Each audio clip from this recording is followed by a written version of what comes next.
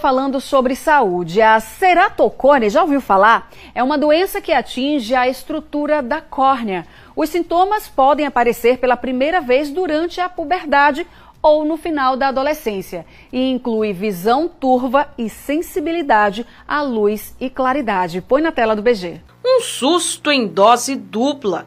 Mônica é mãe de Ingrid e Irlen. As jovens foram diagnosticadas recentemente com ceratocone, uma doença ocular que afeta a estrutura da córnea. Um susto imenso, nossa senhora, muito assustador.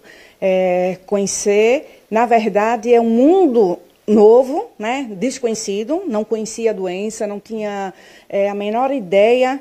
E, principalmente, o susto maior é saber que a doença não tem cura. Então, assim, foi pouco tempo, entendeu, da descoberta da doença até fazer a cirurgia. Foi um tempo curto, que, inclusive, para a Ingrid, foi mais agravante. A doença atinge principalmente jovens entre 10 e 25 anos de idade. E um dos principais fatores que podem desencadear é o genético. É uma doença que tem um fundo genético, então a gente herda uma alteração em um gene específico, alguns genes, e que ela é desenvolvida geralmente na primeira infância, lá com 5, 6 anos. Geralmente são pacientes alérgicos, que coçam muito os olhos, tem bastante prurido. E esse ato de coçar os olhos começa a deformar a córnea e fazer com que aumente essa irregularidade. Por isso, né, o junho violeta, né, para alertar a população. Isso que é importante. A gente está no junho violeta, agora nesse mês de junho, o grande recado é não coçar os olhos. O tratamento da doença pode ser realizado de diversas formas, conforme o estágio em que o paciente esteja. Isso vai depender muito do tipo do ceratocone, da evolução dele, né?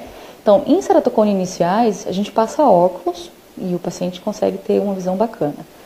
Em outros pacientes, a gente vai precisar de alguns recursos. Lentes de contatos, tá? Principalmente lentes de contatos rígidas, para poder regularizar essa córnea e a imagem, então, ficar melhor. Existem também procedimentos que a gente pode estar também realizando, como o crosslink, tá? Que é um procedimento para impedir a progressão. A gente vai endurecer essa córnea para impedir que ela aumente, que fique mais pontudinha, né, mais pontiaguda. E também existe um anel estromal, que é o anel de Ferrara. Isso são procedimentos que a gente usa para não chegar naquele ponto final. Qual seria isso? Então, se eu tenho um ceratocone muito avançado, já fiz uso de todos os recursos, ou um ceratocone que infelizmente passou anos sem ter a clínica, o paciente não procurou, né, o especialista, o oftalmologista, é ir para transplante. Ingrid sentiu os primeiros sintomas no início da pandemia e quando buscou ajuda profissional, a doença já estava em grau avançado.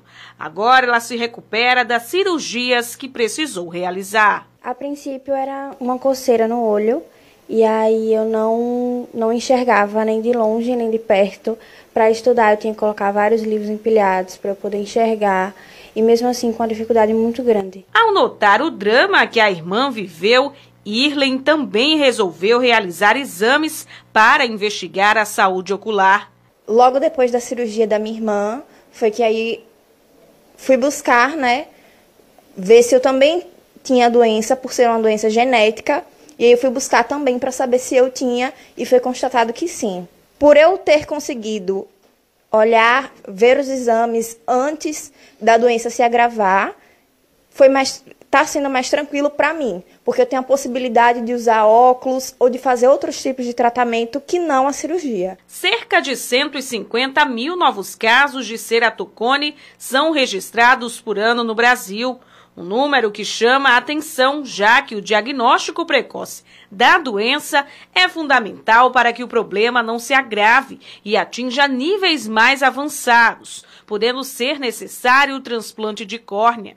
Além disso, durante o mês de junho, é realizado em todo o país a campanha Junho Violeta, alertando a população sobre os riscos da doença e, principalmente, os riscos de coçar o olho. Vai vir uma geraçãozinha agora, no futuro, de ceratocones, porque a galera usando muito o quê? Eletrônico.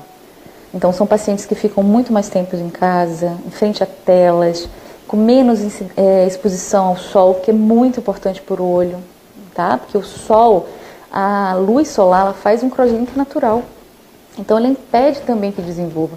Por isso que é importante também a gente incentivar nossas crianças a fazer atividades outdoors, ou seja, na rua, brincar um pouquinho, ser exposta, tirar essa visão próxima, porque isso aí o paciente fica muito tempo, aí começa a fadigar o olho, pisca menos, começa a coçar os olhos, e aí vai esse ciclo e desenvolve então a doença. Passado o susto e com o tratamento em andamento, a família tira uma lição disso tudo. O alerta é que tomem cuidado, porque se não fosse assim tão rápido, se a gente não fizesse as coisas tão rápido, se não descobrisse rápido, eu acho que poderia piorar bastante, mais do que já estava. Procurem sempre fazer os seus exames de rotina, buscar o oftalmologista e não deixar nada para a última hora, porque pouco tempo pode fazer muita diferença. Na verdade, a preocupação do coçar, ela é para qualquer pessoa.